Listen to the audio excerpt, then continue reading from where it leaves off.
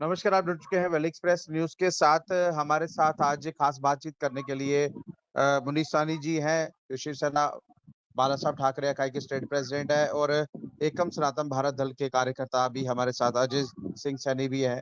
और भी लोग हमारे साथ जुड़ेंगे। खास बातचीत आज आज जो है वो इस पर हो रही है, जम्मू कश्मीर के एलजी, यानी कि जो एलजी यहाँ पर बनाए गए थे 5 अगस्त 2019 के बाद, कहीं ना कहीं इसको केंद्र शासित प्रदेश कहा गया था। जो पावर्स थी वो पावर कहीं ना कहीं केंद्र के पास थी। अब सनी साहब, मैं पहले आपसे सवाल रखूंगा, ये पावर्स जो है एकदम से एलजी जम्मू कश्मीर को दे देना, और कहा यह जा रहा है कि सितंबर से पहले यहाँ पर चुनाव होंगे। क्या लग रहा है, चुनाव होंगे या इनके कंट्रोल में सब कुछ होगा, इसलिए पावर्स दी गई? देखिए, पहले तो नमस्कार आपके तमाम दर्शकों को। देखिए, पिछले हम कुछ सालों के अंदर सुना है ना, बीजेपी के शासनकाल के अंदर लोकतंत्र की परिभाषा ही बदल दी गई है। हम समझते थे लोकतंत्र है जनता द्वारा बनाया गया, जनता के लिए बनाया गया और जनता के लिए काम करने वाले जो है प्रतिनिधियों को चुनने के लिए बनाया गया। मगर बीजेपी के शासनकाल में लोकतंत्र की परिभाषा हो चुकी है कि जहां बीजेपी का बिल्कुल भी सत्ता में नहीं आ रही, वहां पर ये लोकतंत्र का बहाली ही नहीं करते। और जम्मू कश्मीर उसका जीता जागता उदाहरण है। महाराष्ट्र इसका दूसरा उदाहरण है। महाराष्ट्र मुंबई के अंदर नगर निगम चुनाव भी नहीं करवाए जा रहे, 2 साल से ज्यादा का वक्फा बीत चुका है, क्योंकि शिवसेना ने अब अपना पल्ला जो है बीजेपी से झाड़ लिया है। और बीजेपी भली भांति जाती है कि वहां पर जो है नगर पालिका के अंदर हमेशा पिछले 27 सालों में शिवसेना का ही दबदबा रहा है। शिवसेना का मतलब जो असली शिवसेना है, उद्धव बाला साहब ठाकरे वाली। यही हाल जम्मू कश्मीर के साथ किया जा रहा है। अब ये तो पूरा पूरा संकेत है कि बीजेपी भी मान चुकी है कि आगामी विधानसभा चुनावों के अंदर बीजेपी की हार निश्चित है। वो जनता की नब्ज टटोल चुके हैं। अब जो सत्ता का मोह है, जो पावर कंट्रोल करना चाहते हैं, वो अब वो कैसे करेंगे? वो क्या कर दिया अब इन्होंने, एक अधिनियम लाकर जो है जम्मू कश्मीर, जिसको देश का ताज कहा जाता था, हम गर्व करते थे कि हम उस भारत के उस अभिन्न अंग के वासी हैं जिसको क्राउन ऑफ द कंट्री कहा जाता है, उसका इन्होंने सर्वनाश कर रख दिया। हमारे आम लोगों के मतदान के अधिकार को खत्म कर दिया, लगभग उसको कूड़े की पेटी में फेंक दिया कि जो हम लोग आम जनता जम्मू कश्मीर की अपना प्रतिनिधि चुनेगी, उस वोट की कोई वैल्यू नहीं है, वो प्रतिनिधि कोई काम नहीं कर सकता। जम्मू कश्मीर का मुख्यमंत्री भी, तमाम मंत्रीगण भी दिल्ली की भांति जो है फाइलें उठाकर एलजी साहब के कार्यालय के चक्कर काटेंगे, और एक चपरासी की ट्रांसफर के लिए भी, एक कांस्टेबल की ट्रांसफर के लिए भी उनको एलजी साहब के हस्ताक्षरों की जरूरत पड़ेगी। क्या इसीलिए हमने जो है 5 अगस्त 2019 को धारा 370 हटने का समर्थन किया था? हमें ये बिल्कुल भी आशंका नहीं थी, हमें ये मात्र भर भी ऐसा इशारा नहीं मिला था कि जम्मू कश्मीर के साथ ऐसा कुछ कर दिया जाएगा। हमें तो सबज बाग दिखाए गए थे कि जम्मू कश्मीर विकास की राह पर दौड़ेगा, जम्मू कश्मीर में युवाओं को रोजगार मिलेगा, जम्मू कश्मीर में जो है बड़े बड़े निवेश आएंगे, यहाँ जो है बहार आएगी विकास की। मगर पिछले 5 सालों में हम जम्मू के वासी होने के नाते बीजेपी को समर्थन देने पर भी अपने आप को कोसते हैं। और तमाम शिव सैनिक, उद्धव बाला साहब ठाकरे के शिव सैनिक, वो तो अपने आप को दोहरा कोसते हैं कि हमने 27 साल उस पार्टी को हम सींचते रहे जिसने जनता के साथ, जिसने शिवसेना के साथ भी छल किया, विश्वासघात किया। देखिए, कश्मीर ने अपना इरादा जाहिर कर दिया है, पूरी तरह से बीजेपी को नकार दिया गया है। तभी बीजेपी ने पीछे जो लोकसभा चुनाव हुए हैं, एक भी प्रतिनिधि अपना वहां से खड़ा नहीं किया। हाँ, अपनी आजमाइश जरूर करवाई, वहां पर अपना जोर जबरदस्ती करने की कोशिश जरूर की, अपने एबीसी उम्मीदवारों को खड़ा किया भांपने के लिए जनता की नब्ज। मगर जनता ने दिखा दिया है कि कश्मीर के अंदर बीजेपी को पूरी तरह से नकार दिया गया है। मैं अब कहूंगा, अब जम्मू की बारी है, क्योंकि सबसे बड़ा विश्वासघात जम्मू की जनता के साथ किया है। जम्मू की जनता ने 2014 के अंदर बीजेपी को विधानसभा में ऐतिहासिक जीत दिलाई, 2019 के लोकसभा चुनावों में दोनों सीटें बीजेपी को जिताई, और एक बार फिर 2024 में भी जम्मू की मासूम जनता ने, जनता को गुमराह कर दिया गया। उन्होंने कहीं ना कहीं उम्मीदवारों को तो नहीं जिताया, मगर एक बार फिर प्रधानमंत्री माननीय नरेंद्र मोदी जी का जादू जम्मू की जनता पर चला, और उसी का ये हमें तोहफा दे दिया गया है, उसी का तोहफा हमें मिल गया है यहाँ पर। मैं शानी साहब आपको रोकूंगा। रजत गुप्ता भी हमारे साथ जुड़े हैं, पीपल डेमोक्रेटिक पार्टी से बिलोंग करते हैं। मैं हर व्यक्ति को 5 मिनट दूंगा, क्योंकि आपके 5 मिनट पूरे हो चुके हैं। मैंने इसलिए आपको ओके रोका। मैं ओके, दोबारा ठीक है। आपसे कोई ना कोई सवाल करूंगा। हाँ, रजत जी, देखिए क्या ये लग दिल रहा का है कि दर्द है जो 5 मिनट मिनट में नहीं, 5 दिनों में भी खत्म होने वाला नहीं है। ये चलिए, पिछले 5 साल का दर्द है। मैं जरूर मौका दूंगा सर, आपको जरूर मौका जी, दूंगा। लेकिन ठीक ठीक रजत है जी, जी। मैं आपसे पूछूंगा, कल मैडम महबूबा मुफ्ती ने भी कहना कि जाहिर किया है, एक्स चीफ मिनिस्टर है, जो पावर्स चीफ मिनिस्टर के पास रहती थी, वो सारी पावर्स आज एलजी को दे दी। क्या लग रहा है, और रबर स्टैंप वाला जो एक कहा जा रहा है, एक बयान सामने आ रहा है कि चीफ मिनिस्टर एक रबर स्टैंप की तरह होगा, क्या लग रहा है वही यहाँ पर किया जा रहा है? गुलशन जी, मैं आपको यही बताना चाहता हूँ, सानी साहब ने बिल्कुल सही बातें बोली हैं। जो आज हालात जम्मू कश्मीर के बना चुके हैं ये भाजपा वाले, आज उन हालातों के पीछे आज हम लोग एक दलदल में दब चुके हैं। और आज जो इन्होंने एक बहुत बड़ा फैसला ले लिया है कि एक एलजी को इन्होंने सीएम की पावरें भी लॉटेड कर दी। दिल्ली शहर मत बनाइए जम्मू कश्मीर को, जम्मू कश्मीर को जम्मू कश्मीर रहने दीजिए। इधर लोगों में एकजुटता थी, यहाँ पे हम डोगरे एक साथ मिलकर रहते थे। इनको अलग अलग करने की कोशिश मत कीजिए, ये हम अपील कर रहे हैं सेंटर से। और सबसे बड़ी बात है, आज इन्होंने जो हमारे से आज से 5 साल पहले 5 अगस्त 2019 को इन्होंने हमारे साथ एक गंदा खेल खेला गया, जो हमारे सारे लीडरों को अंदर बंद करके इन्होंने हमारी 370 और 35A की दफाएं हमारे से धाराएं हमारे से वापस ले ली। आज उस समय इन्होंने एक बड़े बड़े वादे किए थे कि यहाँ पे दूध की नदियां बहेंगी, यहाँ पे युवाओं के लिए नौकरियां आएंगी। आज वो कहाँ पे हैं युवाएं? आप मेरे को बताओ ना, वो युवा आपको कहाँ मिल रहे हैं आज? आज आपके कितने स्कैम्स होते हैं। आज आप कोई भी बच्चा पेपर देने जाता है, वो पेपर बाद में स्कैम पहले निकल जाता है। बताइए ना, आज कहाँ पे है ये, कहाँ पे है वो दूध की नदियां? आज इन्होंने कहा था हम बड़ी बड़ी इंडस्ट्रीज लाएंगे जम्मू कश्मीर के अंदर, बड़े बड़े एमएनसीज खोलेंगे। यहाँ पर आज कहाँ पर है वो बेरोजगार? आज कहाँ पर है वो लोग? मेरे को ये बताइए। आज हम लोग यहाँ पर एक किस्म के दब चुके हुए हैं।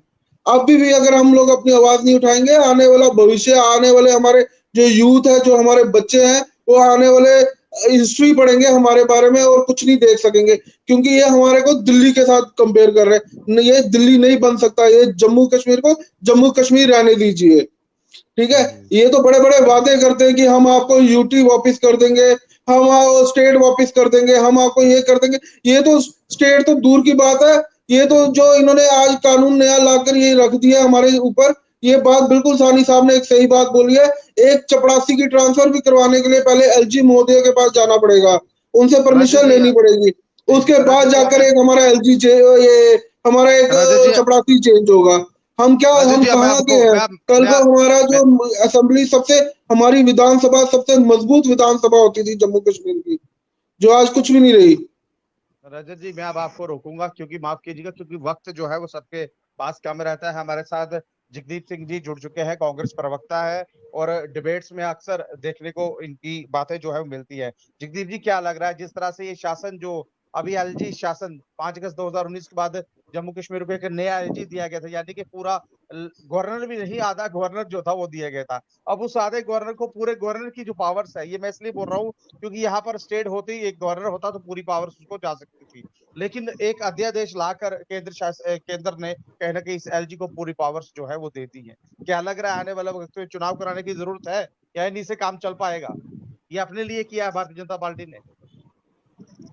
गुलशन जी, आभार। नितांत शर्मनाक, बेहद विभत्स, और साफ शब्दों में कहूं तो दिवालियापन की एक बड़ी बेहुदा नई और ज्वलंत मिसाल इस प्रदेश के सामने मरकजी सरकार ने रखी है। हकीकत यह है कि जम्मू कश्मीर एक प्रयोगशाला बनकर रही विगत एक दशक में, और आज एक ऐसा प्रदेश, अगरचे हम देखें अपने इस समुचे लोकतांत्रिक इतिहास को, तो ये पहला ऐसा शर्मनाक उदाहरण है। यहाँ पर एक राज्य को केंद्र शासित प्रदेश में परिवर्तित किया गया। यहाँ तक सवाल मनोज सिन्हा साहब का है, लेफ्टिनेंट गवर्नर है, हमारे संवैधानिक पद पर बैठे हैं, और मैं देखता हूँ एक हमारे अधिवक्ता महोदय हैं, वो अक्सर उनको महापुरुष जैसे शब्द से संबोधित करते हैं। मैं तथाकथित तौर पर कहना चाहूंगा कि जो इनका रवैया रहा है, जिस तरीके से इनका ये शासनकाल रहा है, महाकरप्ट, ये शब्द जो है ये ज्यादा मुफीद बैठेगा इस व्यक्ति विशेष पर, जो अपना चुनाव 1 लाख से ज्यादा वोटों के अंतर से हारा। तदोपरांत हमारे सर पर लाकर एक ऐसे व्यक्ति को बिठा दिया गया जिसके पास नैतिकता नाम की कोई वस्तु ही नहीं। आज से 2 साल पहले मनोज सिन्हा अपने बेटे अनुभव सिन्हा का सगाई का कार्यक्रम करते हैं दिल्ली में 7 अकबर रोड पर। 8500 रुपया 2 जून की रोटी की थाली पर प्रति मेहमान खर्च किया जाता है। 10 लाख, करीब 10.5 लाख रुपया हमारा, इस सरकार का, लोगों की गहरी और मेहनत से कमाई गई हार्ड मास की कमाई का उस पर खर्च किया जाता है। और जिस आईएएस ऑफिसर ने ये गड़बड़ झाले का रहस्योद्घाटन का उद्घाटन किया है, उन्होंने साफ साफ शब्द यूज किया है, चीटिंग। तो honestly saying, benignly, I would like to say most of the time when I accuse BJP of pursuing the vendetta against Congress, so this man had created such kind of, I would like to say, examples in this state, in this UT. I won't have words to explain. और दूसरी बात मैं पूछना चाहता हूं, गले तक भ्रष्टाचार में डूबी ये सरकार, पहले इन्हीं का एक विधान परिषद का सदस्य विक्रम रंधावा प्रेस कॉन्फ्रेंस बुलाता है और सरेआम सरेराह सारी मीडिया के सामने सीधे सीधे लफ्जों में ये इल्जाम लगाता है कि डॉक्टर जितेंद्र सिंह करप्ट है, डॉक्टर जितेंद्र सिंह के नाम पर उगाही हो रही है माइनिंग से, और फिर दूसरे दिन यू टर्न ले लेता है। क्या किया भाजपा ने? दोनों में से कोई एक तो चोर था, क्या किसी के खिलाफ कोई कार्रवाई हुई? और तदोपरांत यहाँ पर एक आईएएस ऑफिसर जो दलित थे, पहले उनको चीफ सेक्रेटरी भरी महफिल में रुसवा करता है, बेइज्जत करता है, और बाद में जब वो इस बात का रहस्य उद्घाटन दोबारा से करते हैं कि 1200 करोड़ का गड़बड़ झाला जल शक्ति विभाग का, क्या कोई उसके ऊपर इंक्वायरी बैठी, कोई जांच हुई? और मैं पूछना चाहता हूं, अक्सर ये यहाँ की रिवायती पार्टियों पर आरोप लगाते थे, कांग्रेस पर तो खैर पूछिए मत। जब मैं बता दूं आपको कि कैग के चेयरमैन विनोद जी हुआ करते थे साल 2014 में, जब मनमोहन जी की सरकार पलटी तो 2G 3G कोल स्कैम, न मालूम कितने स्कैम्स का आरोप लगा। क्या एक भी स्कैम में एक भी नेता पकड़ा गया, आरोप सिद्ध हुए? या जम्मू कश्मीर के किसी नेता पर आरोप सिद्ध हुए? ये तो कोई पॉलिटिकल जमात का आदमी नहीं लगा रहा, बल्कि इन्हीं की सरकार का, इन्हीं के प्रशासन का एक वरिष्ठ आईएएस अधिकारी लगा रहा है। और उसी आदमी को 2 दिन के बाद आप नई जो है वो पावर्स जो है जम्मू कश्मीर पुनर्गठन अधिनियम की धारा 53 के तहत और प्रदान कर देते हैं। मतलब आपने ये स्वीकार कर लिया कि जम्मू कश्मीर में आपकी सरकार नहीं बनने जा रही है। चुनाव कराना इनकी मजबूरी थी क्योंकि सुप्रीम कोर्ट का सुप्रीम आदेश था। तो गुलशन जी, मैं इतना ही कहकर अपनी बात पूरी करूंगा। नितांत शर्मनाक, और मैं भाजपा के तमाम साथी जो भी लोग यहाँ पर भाजपा का प्रतिनिधित्व करते हैं, मैं उनसे भी पूछना चाहता हूँ, क्यों नपुंसक बन के बैठे हैं? क्यों मजाल नहीं होती इनकी बात करने की दिल्ली से? क्यों नहीं पूछते ये दिल्ली वालों को कि और कितनी जातियां, कितना जुल्म आप जम्मू कश्मीर के लोगों के साथ करोगे? जी गुलशन जी। सानी साहब, मैं आपसे पूछूंगा, आपकी बात काटी थी, माफ कीजिएगा। जिस तरह से अभी पावर्स दी गई हैं, एक आईएएस अधिकारी ने जो एक लेटर जो निकाला था, सबसे पहले तो अब उनका तबादला होगा ना, वो तो दिखेंगे नहीं कहाँ गए, क्योंकि इनके पास तो पावर्स आ गई है। अब देखिए, तबादला तो होना चाहिए। एलजी साहब का जो यहाँ पर बैठे हुए जनता की पैसे की कमाई से अपने बच्चों की शादियों का खर्चा दे रहे हैं, और अब तो उनको और पावर दे दी गई। पहले तो वो एंगेजमेंट का सुना था खर्चा था, और शायद अब शादी भी होने वाली होगी अगले कुछ माह के अंदर। देखिए, सीधी सीधी बात है कि जम्मू के संसाधनों को लूटा जा रहा है। हमारी नीलमकरण की खदानें हो, हमारा लिथियम का भंडार हो, हमारे जल स्रोत हो, हमारे बिजली जल परियोजना हो। आप देखिए कितनी बड़ी दुर्भाग्य है जम्मू कश्मीर का कि इतने बड़े जल संसाधनों का धनी होने के बावजूद जम्मू कश्मीर की जनता जल की कमी से जूझ रही है। जम्मू कश्मीर की जनता बिजली की कमी से जूझ रही है। बड़े बड़े यहाँ जल बिजली परियोजनाएं लगाई जा रही हैं। अभी हाल ही के अंदर जो है राजस्थान के साथ मिलकर जल बिजली परियोजना का शिलान्यास किया गया। वहां कहा गया कि इसकी 50-51% जो है इसकी बिजली जो बनेगी वो हमारे जो है वहां पर राजस्थान को दे दी जाएगी। देखिए, हमें किसी राज्य से कोई नफरत नहीं है, मगर जम्मू कश्मीर के आप संसाधनों का इस्तेमाल कर कर जम्मू कश्मीर की जनता को बिजली से महरूम रखकर, जम्मू कश्मीर की जनता के सामने बिजली संकट पैदा कर कर आप दूसरों को बिजली देंगे, ये कैसे संभव है? देखिए, जब सबसे पहला मैं आपको रोकूंगा। देखिए, अगर इनको पावर्स दी गई हैं, सबसे पहली अगर इनके पास पावर्स आ गई हैं, जो वो पीडीडी वाले जिनका लगभग इन्होंने 2 साल पहले ही ऑर्डर किया था उनको पक्का करने का, पहले वो ऑर्डर पक्का करें एलजी साहब। उसके बाद जो इस वक्त जल शक्ति विभाग, हर घर जल जीवन मिशन की बात चल रही है। अब अगर जल जीवन मिशन की बात चल रही है तो लगभग 50,000 या 61,000 के करीब इस वक्त जो डेली वेजर हैं वो इनका इंतजार कर रहे हैं किसी के पास पावर्स आएगी। अब पावर आ चुकी है, पहले इनको पक्का करना चाहिए। अब पावर मिल चुकी है तो यूज कीजिए, इलेक्शन जब होगी तब होगी, जब चीफ मिनिस्टर आएगा तब देखा जाएगा, लेकिन ये वाला काम तो कीजिए। इसके ऊपर आपका क्या कहना है? देखिए, बिल्कुल किया जाना चाहिए। हम तो सीधा तौर पर कहते हैं कि ये जो 60-62 हजार हमारे डेली वेजर है, ये कहीं अपनी मर्जी से तो यहाँ अपॉइंट नहीं किए गए। पूर्व की सरकारों ने, उच्च अधिकारियों ने, ब्यूरोक्रेसी ने ही इनको यहाँ एंगेज किया है। तो उनके भविष्य के साथ खिलवाड़ क्यों किया जा रहा है? सबसे पहले तो बिल्कुल सही बात है कि उनको पक्का किया जाना चाहिए तमाम जो डेली वेजर है। अभी आप बात कर रहे थे हर घर जल हर घर नल, अब हर घर नल के ऊपर कर भी लगने वाला है। उसके लिए भी जम्मू कश्मीर की जनता तैयार रहे। जिस जल संसाधनों के धनी होने का हम दावा करते हैं, उसके जल का कर भी अब हमारे से वसूल करने की पूरी तैयारी कर ली गई है। स्मार्ट प्रीपेड मीटर लगाने की पूरी तैयारी कर ली गई है। ये तो जनता के प्रतिनिधियों को कोई अधिकार देना ही नहीं चाहते। ये जो चुनाव भी करवाए जा रहे हैं, बिल्कुल अभी कांग्रेस के प्रवक्ता कह रहे थे कि खातिर ये लोगों को जो है दिखावा किया जा रहा है, आंखों में धूल झोंकी जा रही है। असली शक्तियां जो बीजेपी चाहती थी वो बीजेपी के साथ पास ही रहेंगी, माननीय मनोज सिन्हा जी के पास ही रहेंगी। देखिए, ये अभी अचानक नहीं हुआ। अब आप पीछे इतिहास दोहराकर देखिए, पीछे 2-3 सालों का, पहले जम्मू कश्मीर से उसका कैडर छीन लिया जाता है, जो सबसे बड़ा संकेत है कि आपका राज्य नहीं है तो आपका कैडर नहीं है। उसके बाद हाल ही के अंदर 1 माह पूर्व जम्मू कश्मीर पुलिस बल का बजट जो है गृह मंत्रालय के अधीन कर दिया गया, यानी पुलिस भी हमारी छीन ली गई। जो यहाँ सरकार बनेगी, पुलिस पर भी उसका कोई कंट्रोल नहीं होगा, क्योंकि वो जहां से तनख्वाह लेंगे वो बात उनकी सुनेंगे। तीसरा, अब हमारे साथ क्या कर दिया गया, ये अधिनियम लाकर तो पूरी तरह से संकेत दे दिया गया कि अब जो सरकार जम्मू कश्मीर में बनेगी, माननीय उच्च न्यायालय के फैसले के बाद अगर ये चुनाव कराते हैं, अभी भी बहुत ज्यादा आशंका है।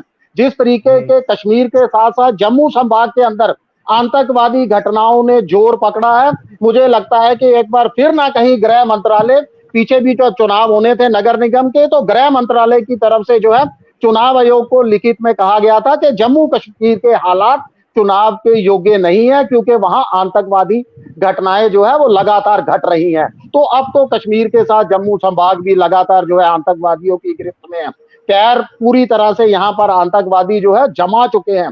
पिछले 18 महीनों की बात करें, पिछले 1 महीने की ही बात करें, तो 6 बड़े आतंकवादी हमले मात्र जम्मू संभाग में हुए हैं। 2021 अक्टूबर लगभग 22 हो जाता वो, अगर 22 से 2024 तक बात करें तो 50 हमारे जवानों ने अपना सर्वोच्च बलिदान दिया है, जो शर्म की बात है हमारे लिए। और ये लोग तो दावा करते थे एक के बदले 10 सरकार। सानी साहब, 1.5 महीने की सरकार, अभी 1.5 महीना हुआ सरकार बने और 18 लोगों की जान गई है, 10 यात्रु है, 8 जवान है, लेकिन 10 हमारे मासूम लोग, निहत्थे लोग मारे गए हैं। ना होम मिनिस्टर का ट्वीट आया, ना रक्षा मंत्री का आया, ना ही प्राइम मिनिस्टर का आया, क्योंकि वो तो विदेशी को दौरे कर रहे हैं ना।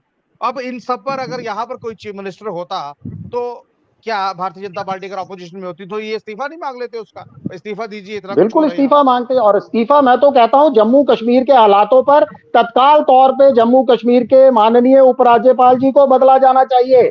देश के गृह मंत्रालय के समक्ष उनकी जो है जवाबदेही तय की जानी चाहिए कि आपको इतना लंबा अरसा हो गया, आप बताइए। ये बिल्कुल, एक बार फिर मैं कांग्रेस के प्रवक्ता की बात दोहराऊंगा कि बिल्कुल ठीक कह रहे थे, ये तो हारे हुए एक वहां पे जो है नेता है।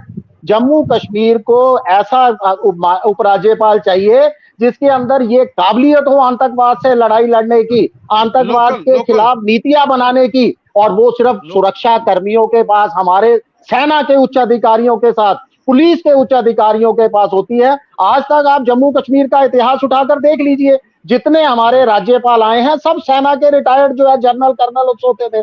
तो अब अचानक जम्मू कश्मीर के ऊपर एक ऐसा उपराज्यपाल थोप दिया गया है जो कि एक भारतीय जनता पार्टी का हारा हुआ नेता है यूपी से, उत्तर प्रदेश से।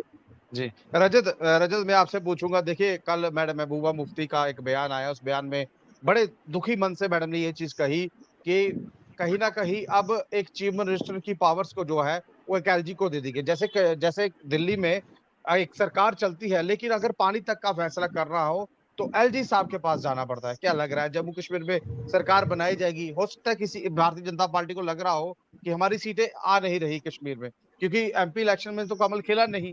अब कमल खिला नहीं तो कमल खिलेगा कैसे? क्या लग रहा है आपको? सर मैं यही तो आपको बता रहा हूँ कि जम्मू कश्मीर को इन्होंने एक खेल का मैदान बना के रख दिया भारतीय जनता पार्टी ने। ये हमेशा एक ही चीज देखते हैं कि यहाँ पर इन्होंने ये कहते हैं कि हम इनके थोड़े दिन पहले अभी प्रधानमंत्री साहब श्रीनगर आए थे, उन्होंने एक भाषण में एक बात बोली थी। उन्होंने कहा था हम जल्दी आपको स्टेट का यहाँ पे ओहदा देने जा रहे हैं और जल्दी इधर इलेक्शन करवाने जा रहे हैं। मेरे को तो लगता नहीं है इधर कोई स्टेट का ओहदा ये हमें वापस देंगे और इलेक्शन इधर जल्दी होंगे, ये तो उम्मीद मेरे को लग नहीं रही। और इन्होंने ये जो अब इन्होंने एक कदम उठा, सबसे बड़ा कदम उठा के इन्होंने एक एलजी को सीएम की पावरें भी दे दी है। तो इन्होंने जम्मू कश्मीर में, मैं कहता था सबसे स्ट्रॉन्ग विधानसभा हमारी होती थी जम्मू कश्मीर की, जो आज इन्होंने एक दिल्ली की तरह लाके हमें छोड़ दिए। इसको दिल्ली मत बनाइए। मैं आज भी भाजपा से यही बोलना चाहता हूँ कि इसको दिल्ली मत समझिए। जो इनके बड़े बड़े नेता यहाँ पे डोगरों की बातें करने के लिए बैठे हुए थे, आज वो कहाँ पर हैं? आज वो क्यों नहीं आके बाहर बोलते हैं? आज ये डोगरों की आवाज क्यों नहीं उठा रहे हैं? आज तो उनको उठानी चाहिए थी, जो आज अपने घरों में बैठे हुए हैं। जगदीप जी मैं तो यही कहूंगा, आज इन्होंने छोड़ा क्या हमारे लिए। चलते चलते एक सवाल आपसे रहेगा, क्योंकि देखिए लगातार जम्मू कश्मीर के हालात आपको पता है कैसे हैं। ये अगर डिमोशन करने की बजाय प्रमोशन की जा रही है, अब डायरेक्ट सेंटर पावर्स दे रहा है एलजी को, चलिए अच्छी बात है दीदी, हमें इसमें कोई लेना देना नहीं, लेकिन कम से कम जम्मू कश्मीर की आम आवाम की तो राय ली जाती। 5 अगस्त 2019 के बाद स्टेट का दर्जा तो गया, लेकिन अधिनियम लाकर अब पावर्स दे दी गई है। क्या लग रहा है कि चुनाव में किसी भी पार्टी को तरीके से चुनाव लड़ने दिया जाएगा या पावर्स का इस्तेमाल किया जाएगा? मेरे को लगता है बिल्कुल पावर का इस्तेमाल किया जाएगा। यहाँ तो मेरे को लग नहीं रहा, यहाँ तो यही लग रहा है मेरे को कि ये बिना, ये तो दी इसलिए दी गई है इनको पावर कि ये चुनाव भी ना अच्छी तरह होने दे। ये तो ये चाहती है कि बीजेपी यहाँ पे इलेक्शन जीत जाए, बाकी पार्टियां तो यहाँ पे ये डमी बन के बैठे रहे। जी जगदीप जी आप सवाल जवाब दीजिए, क्योंकि लगातार भारतीय जनता पार्टी के कार्यकर्ता या बड़े बड़े नेतागण जो है वही इनका वेलकम कर रहे हैं, बाकी किसी ने अभी इसका वेलकम नहीं किया। जगदीप जी आप जवाब दीजिए इसका।